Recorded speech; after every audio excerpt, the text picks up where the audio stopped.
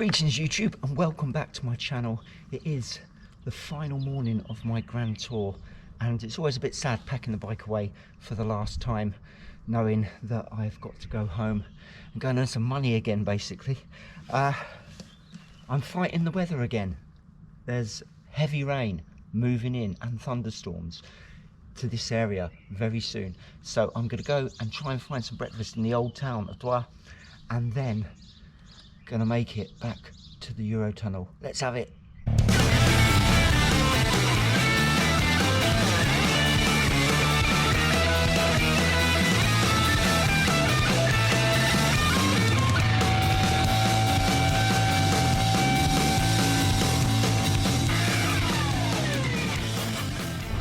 Okay, all things considered, after riding through so many hours of rain yesterday, I'm in pretty good shape. I'm not wet, I'm dry, I'm warm, I've had a good night's sleep. It was a good choice having an Airbnb yesterday instead of trying to camp. And now I'm going to head into the old part of Douai, the centre-ville, and try and get myself some breakfast if I possibly can, or at least a coffee. I've never been. I keep riding. This is somewhere I keep riding past, and I've always wanted to see the city, the town behind the sign on the road. I tried last time on my way back from Sicily, and it all went wrong. So maybe this time I get a chance to. I haven't got long though, because as I said, there is a weather front moving in. Heavy rain and thunderstorms within the next hour and a half descending upon Douai. And I've looked at the forecast for Calais, and Calais has cloud and sunny intervals, so if I can get a quick coffee and breakfast done here and depart before the rain sets in, I may even stay dry all the way back today, which would be a complete result, especially after so many hours of riding through the rain yesterday. We'll see how it goes. The final day, it's always sad. I've got 230 something miles to do. I'm going to be hitting the motorways today. I need to be leaving here by 10, otherwise I will miss my passage back to England. So I've not even attempted to put the old centre of Douai into the nav 6.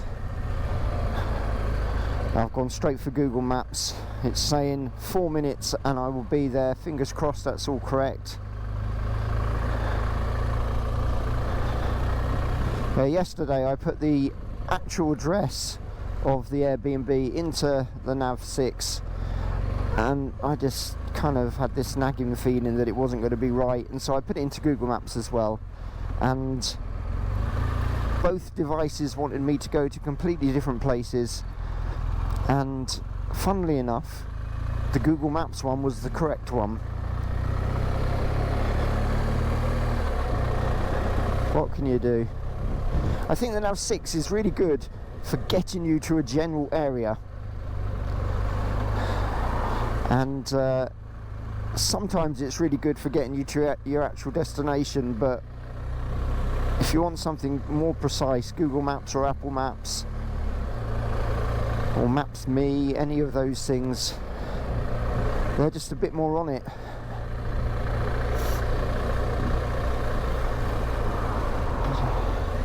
Of course, it could all be user error, and it might be the best device ever apart from the ghosting issues it has. But yeah, I struggle with it. Right, what have we got here? It says we are 3 minutes away. Right, I think that's the bike about as secure as I can make it, and I'm just around the corner from the old part of the town, so there is a breakfast with my name on it. And I want to check out this amazing architecture. My final morning. Then I head back to England, spend a bit of time earning some money so that I can afford to come away again. The next major tour is the Black Forest with my son Ben, There are going to be other little bits and bobs between then, a few closer to home videos, a few bike reviews, gear reviews, various other things. There is lots and lots coming to the channel. If you haven't already subscribed, please do so. It really helps to keep everything moving along. I really should have paid attention to where I was parked. So, okay, didn't really look there. How to lose your bike. I'm never very comfortable leaving the bike locked up and walking away from it, because it basically has everything, all my stuff locked into it, including the entire future of the channel, because all my videos, and there are hundreds and hundreds and hundreds of them all waiting to be edited, are on a hard drive in there. But look at this.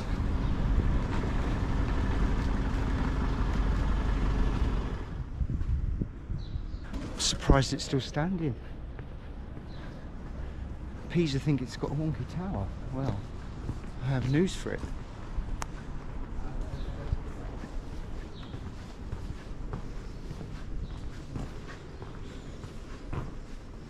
Utterly charming.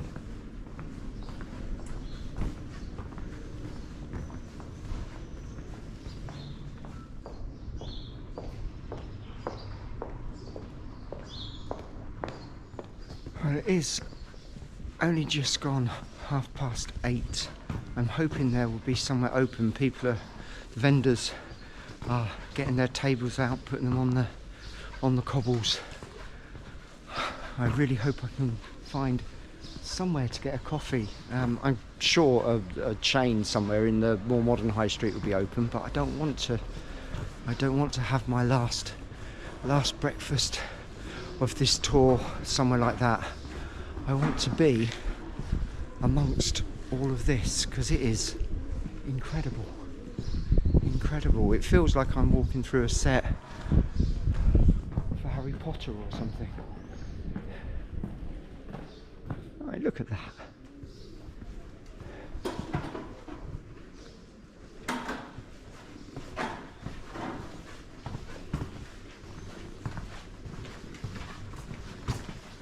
Bonjour.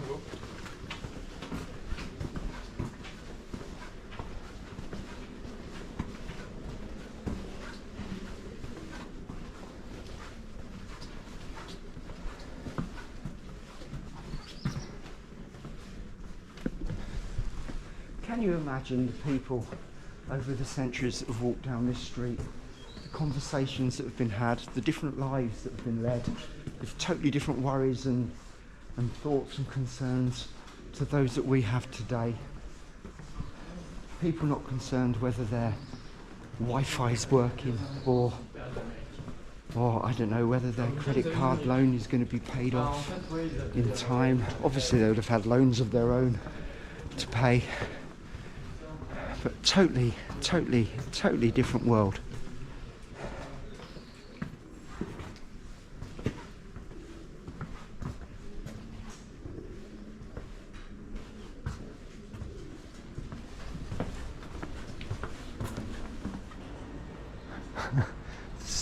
CCTV camera scrolling around, that's a bit incongruous compared to the timber frame buildings.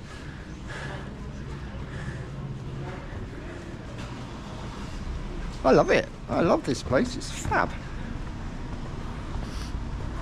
There was a contender for a coffee and a pastry just behind me.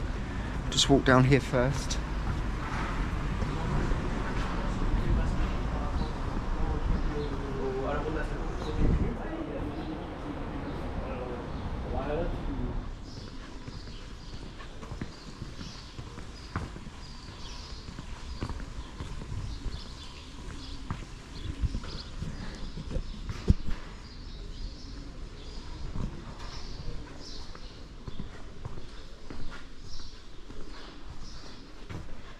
Is that a tanning salon? Trois is better than Hawaii. Now, I think that depends on what you're after.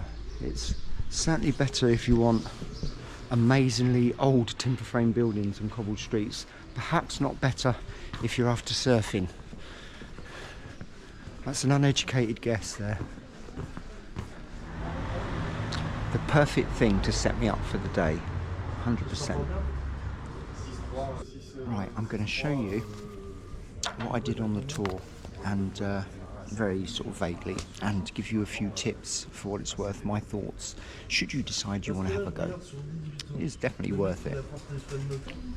There are no hard and fast rules, but I think the intention is you start Zurich. You could obviously start anywhere you wanted, but they give Zurich to Appenzell as the first segment. So you'd start at Zurich, you'd work your way round,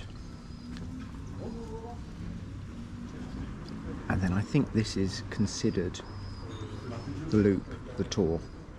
Now I didn't have time to do all that. They recommend, they being I guess the Swiss Tourist Board, recommend you taking 7 days and driving or riding for just 5 hours a day, and then putting sightseeing in and all that kind of stuff. Now, as I've said many times before, for me it's all about the riding, really is all about the riding, and I like to do my sightseeing from the saddle mostly.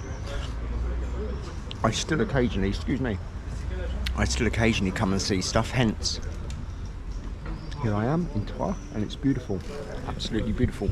But because I didn't have that much time, I had about 4 days to actually do, 4 or 5 days to actually do the tour, and they turned into 10-hour riding days pretty much, but quite relaxed. I started in Zurich, I worked my way round,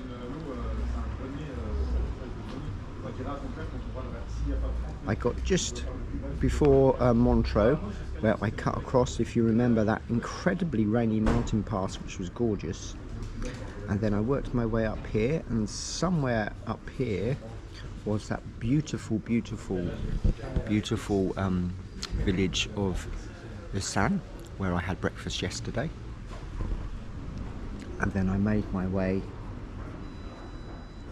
to Basel, which Basel, it's probably got a gorgeous old centre just like Troyes, but what I saw of it, it was just a modern city, and yeah, it was fine. I was happy to move on.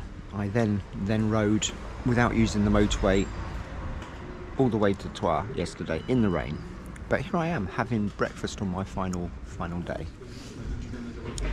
So if you intend to do the Grand Tour, and I think you should because it is actually quite stunning, here are my top tips for what they're worth. Don't come any earlier than mid-June. Okay, I came the last week of May. It'll be June in a couple of days' time, and 2 of the passes were shut. The Gotthard Pass I missed by 2 days. Apparently it opened on the 29th, and it's all listed online when they planned to open it, and I didn't even look. Typical me. And then the Furka Pass should have been open, but wasn't, because they've had lots of heavy snowfall over the last few weeks, and they reckon it'll be another 3 weeks before that's clear. So, to play safe, I would say at least mid-June, maybe July is a safer bet. Of course, then by doing that, you're going to catch much more traffic, because I did have the roads pretty much to myself, which was amazing. Right, the next thing is the signage. Now, the app and the map and their online website state that there are thousands or hundreds, but probably thousands of signs showing you the way around. They recommend you do it clockwise. I agree. If you do it anti-clockwise, you're not going to see any of them, maybe 1 or 2 signs occasionally. They even claim that you can do the tour without a sat nav and just rely on the signs, which would be a lovely old school way of doing it. However, I disagree, because it's not well signposted enough. As soon as you get to any town or any sort of conurbation built up area, what you find is, or what I found was, you've got multiple choices of where to go, and suddenly there's no signs. Common sense prevails, I think, and you just keep going straight most of the time, and don't deviate unless you see a sign telling you to do so, but it's never that clear. Also, the signage I'm used to coming up to a roundabout or a junction and there being a sign preempting what you're going to do, whereas you'll get to a roundabout, there'll be nothing showing you at all apart from a little sign that's attached to a lamppost or something actually on the exit. So quite often I had to just go round the roundabout several times just to find the sign, which is kind of inconvenient and a little bit frustrating, but it does work. What else?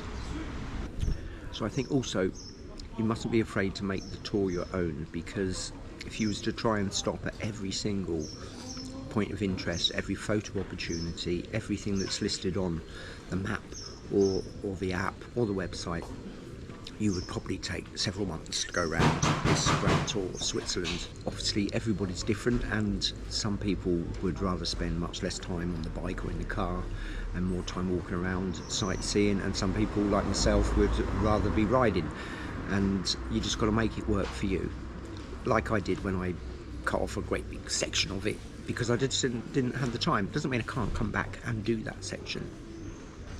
However, for me, the sections that were most interesting were the mountainous ones, where there was better scenery and more interesting roads for a motorcyclist anyway.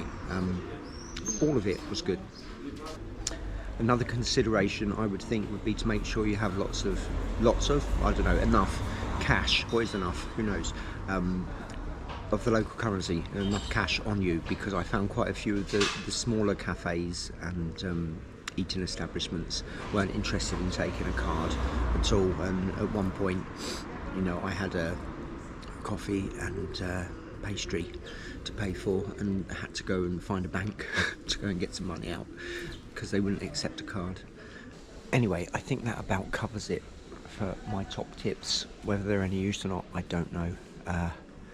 So I am going to finish my breakfast and my coffee, and then I have a train and a tunnel to get back to the UK. Let's have it.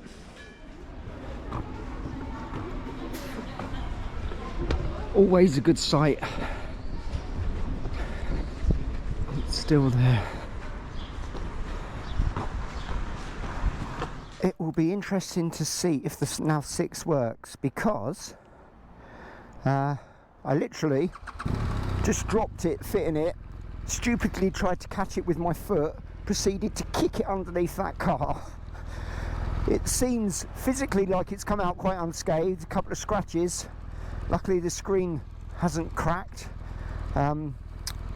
Let's see if it works. Maybe it's knocked some sense into it and it'll now work properly. Who knows? So I've told the Nav 6 that motorways are cool again. Do this without my glove on because I can feel better then. I haven't got my glasses on and therefore I can barely see what I'm doing. Calais. Come on, Nav 6, you know it exists. Calais. 200 miles, that sounds about right. Let's look at the routes. I always like to look at the route just to check that it looks roughly where I want to be going. It needs to end up there. Yes, it does. Okay, we'll go with that. And it's saying, I can't read it, however many hours it's saying. It says I'm going to arrive at 1:38 if my hay fever riddled non-glassed glasses, how do you say that, non-glassed wearing? Don't know. Right, next stop, Calais. That was a really, really good breakfast. I enjoyed that. And it's going to be motorway riding, so I'm not going to bore you with too much of that. I'm going to probably join you maybe for a coffee along the way. Let's see what the Nav 6 thinks we're doing here. Join you for a coffee along the way, and right, I'm turning round.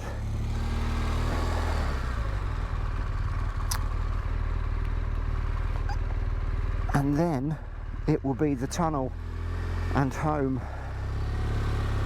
Right, it wants me to turn right. That I can do.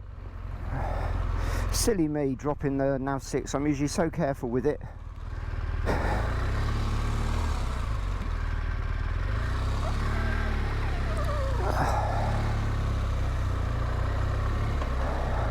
I thought of another bit of information for you regarding the Grand Tour, and that's accommodation. So if you're after Airbnbs, they are far and few between in Switzerland. It's like Airbnb hasn't come to Switzerland properly yet, and the few that are available, and the one I had was absolutely gorgeous,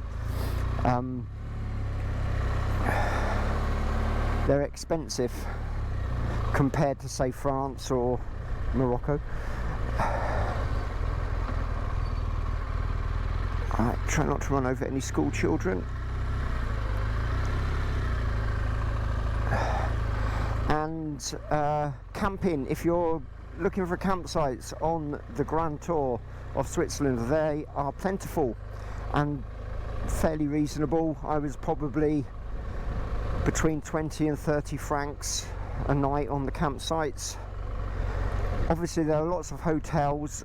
I didn't venture down that route at all.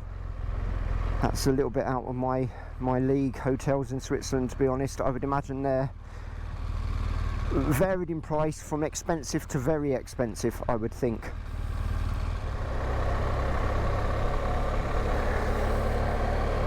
Okay, next stop, Calais. I'm feeling a few specks of rain. I need to outrun this weather. The forecast is bad here within the next hour, it said, but okay where I'm heading, which is Calais, so I do need to get on it. And there are 242 miles to go. First péage of the day.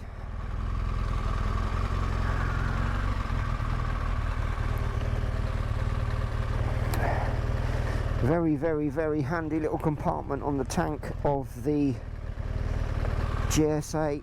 Doesn't quite keep things 100% dry. If it's really heavy rain, water finds its way in.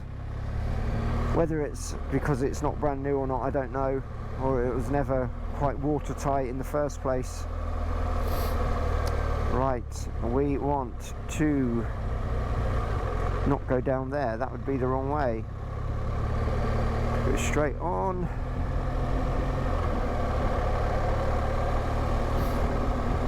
Nearly got it wrong.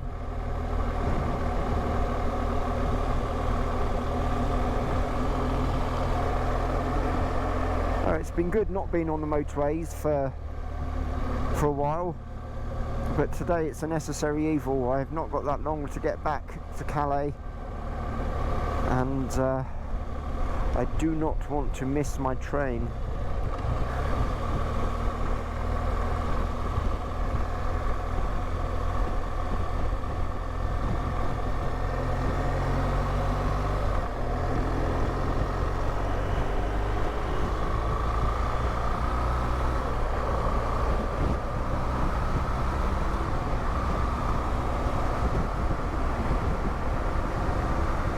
Fastest I've been for a week. Well, I've been trying to outrun the rain, but it looks like it's catching up with me. I think there is a place to park in 300 metres. I'm going to err on the side of caution, put my rubber on pursuit on, disconnect the mic, because it's all motorway miles. I need to get petrol soon. I can always take them off again at the next fueling station. I'm making good time. It says I'm going to be at Calais for 1:34. That's 50 minutes earlier than I need to be, so I can afford to stop now, get myself wrapped up. There's no point in getting soaked and cold again like I have done on previous trips. I'm managing to stay one step ahead of the weather, but I'm probably going to blow that now by getting fuel and having a coffee, but these must. Right, all things being well, it really is next stop Calais. I do like the colour scheme of that GSA. Is that the trophy? I don't know. I think it looks very smart. course, you can't miss a KTM. Orange, black and white.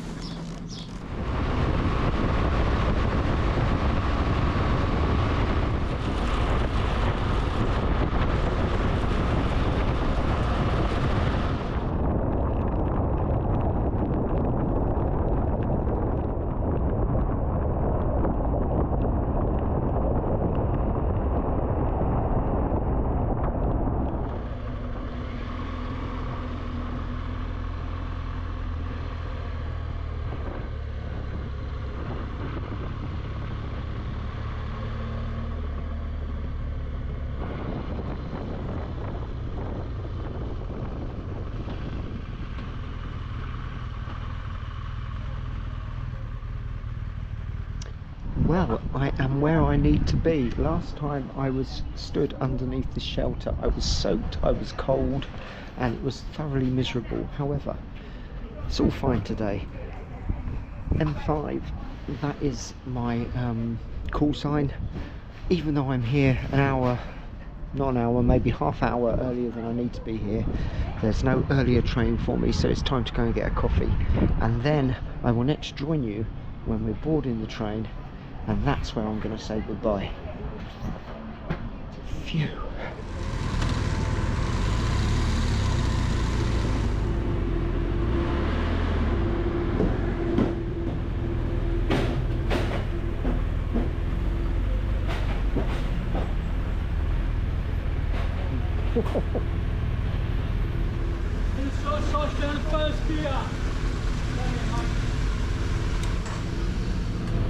Well, I think that's a fitting place to end this episode and indeed the Grand Tour. I really hope you enjoyed the episode. If you did, please give it a like and subscribe to the channel. I really appreciate it, and I will see you in the next one. Bye bye.